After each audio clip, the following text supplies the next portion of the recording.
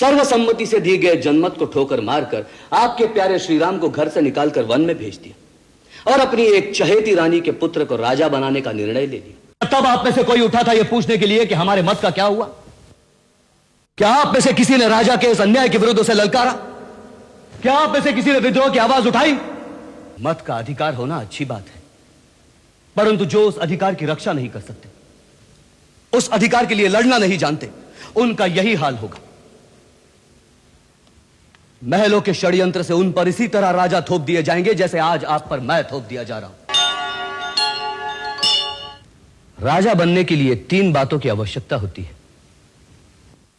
गुरु का आशीर्वाद, मंत्री और साथियों का सहयोग, प्रजाजन का स्नेह और विश्वास।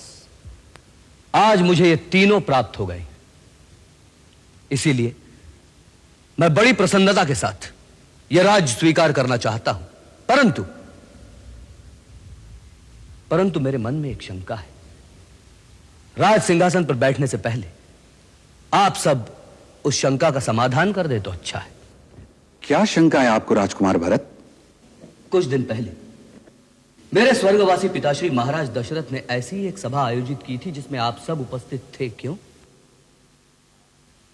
उस भरी सभा में महाराज दशरथ ने अपने पुत्र श्री राम को राज्यभार सौंपने का प्रस्ताव रखा था और आप सब ने एक साथ एक आवाज में श्री राम के पक्ष में अपना मत दिया था। क्यों? मैं पूछता हूं, क्यों आपने श्री राम के पक्ष में अपना मत दिया था? क्योंकि राम जैसा राजा किसी देश को बड़े भाग्य से मिलता है। बिल्कुल ठीक कहा।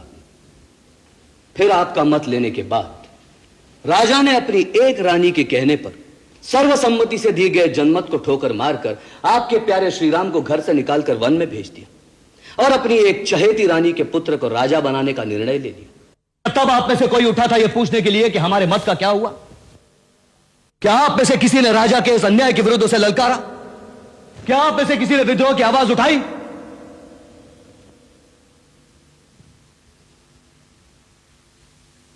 मत का अधिकार होना अच्छी बात है, परंतु जो उस अधिकार की रक्षा नहीं कर सकते, उस अधिकार के लिए लड़ना नहीं जानते, उनका यही हाल होगा।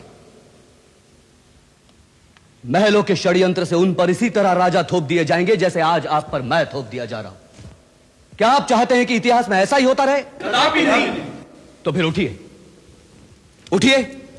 और उठाइए वो राजमुकुट और राज्याभिषेक के वो पवित्र सामग्री और चलिए मेरे साथ वन में, ताकि जिसका यह अधिकार है उसका राज्याभिषेक वही वन में करके उसे अपना राजा बनाकर अपनी अयोध्या वापस ले आए।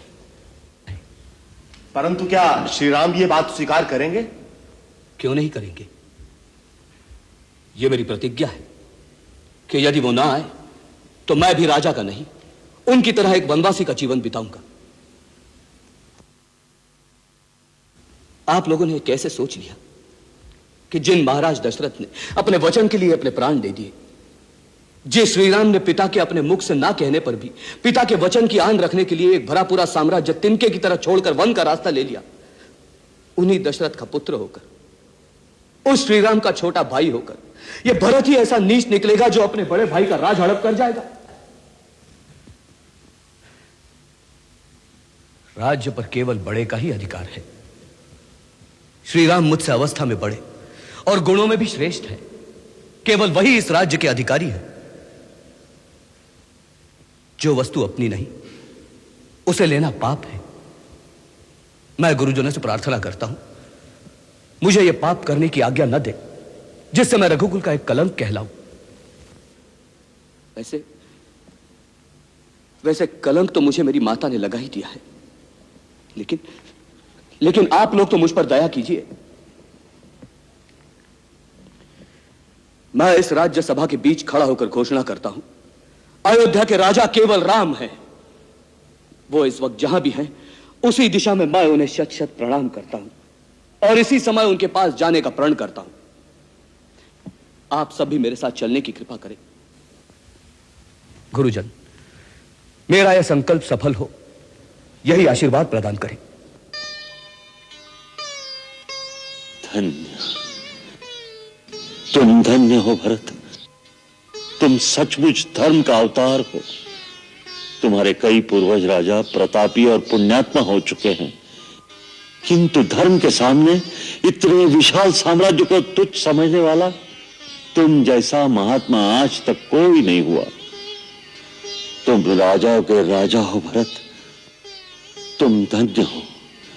तुम्हारी सदा जय हो, सदा जय।